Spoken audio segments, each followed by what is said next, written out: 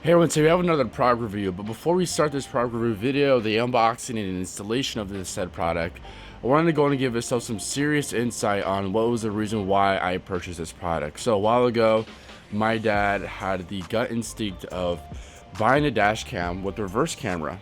Now we'll get into a little bit more about the reverse camera and how it's a key player and what made me purchase this thing. My dad buys this camera because he commutes a lot to work and back.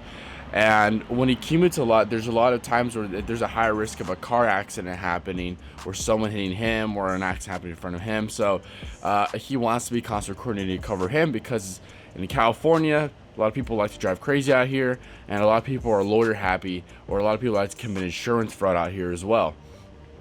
So the movement to get a dash cam has been happening more and more. Only some of my friends have them in their cars.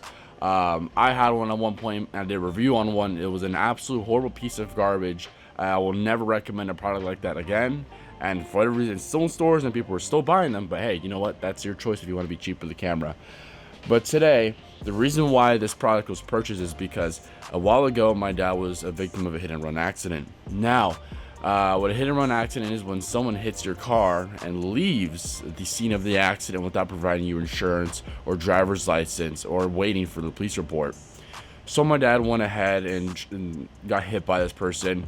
They didn't want to stay. They said they're going to go and come back.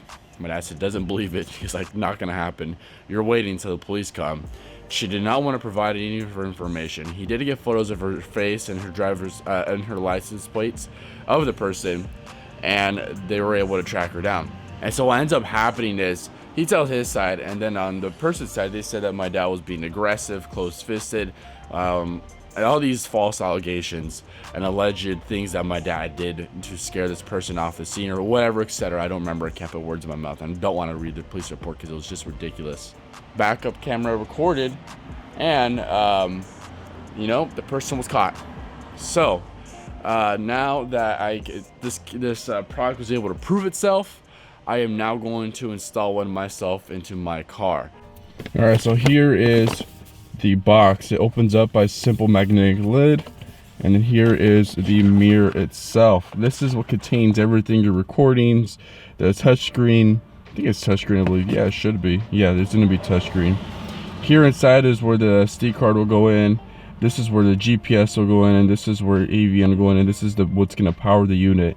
It's just standard USB. It's not micro USB. And then here's where the unit powers from the bottom, and it has two microphones, I believe. But I'm gonna assume this is a microphone, but it looks like this opposite hole here could be a microphone as well. We go into the box a bit more. We get some more goodies as well. We get the wire that runs to the backup camera. This is the backup camera that saved my dad. I'm going to zoom into this bad boy. This is what saved my dad from paying a $500 deductible. It's this little camera right here that was part of this unit. That is part of this unit. And then the rubber pieces that hold the mirror against the original mirror of your car. And this is the power supply that goes into the mirror of the camera. So now I'm going to go ahead and just start the process of assembling everything, and I'll explain shortly how to put it all together. Alright, so the next part of the process is putting the mirror on. You have to grab those rubber pieces and clip them onto the back. So I already did one side, and now I'm going to go ahead and do the other side. So you have to reach from behind, pull it in, make sure it's on there tight, and then do it again to the opposite side, and then bring it on and over and put it on like that. And so now the mirror is now secured on there, and it's definitely a larger mirror. Like I can see the sides of my car. So you look there, you can definitely see more of me. All right, so I went ahead and dissected the car. This may scare a couple people, but it's pretty straightforward. I wouldn't be too worried. So in this car previously, it had its own backup camera. Piece of garbage, did not work right. It rusted, like, I mean, Jesus Christ, the damn camera rusted. So I'm gonna be running the wires through here, the pre-existing hole, and we'll get that done and on the way. And then eventually we're gonna run to the reverse light. Your reverse light will always be the white light in the back of your car, unless it's gonna be red for whatever reason, or orange. But the reverse light's the white light that signals people or lights up your path that you're reversing now and you need to see the road. So you need to get one of your brake lights out, or you know, something like that. I just choose the right side. You can choose the left side, doesn't matter which side you choose. But you're gonna have to go ahead and tap into the positive of the brake light. So there's already tapped into it with the previous camera.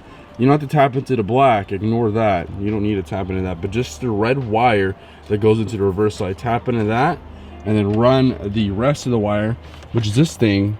You have your option through the floor, through the ceiling panel, but watch out, you have side airbags. If you have that, watch out, be careful running through there, because you don't want to deploy an airbag and hurt yourself.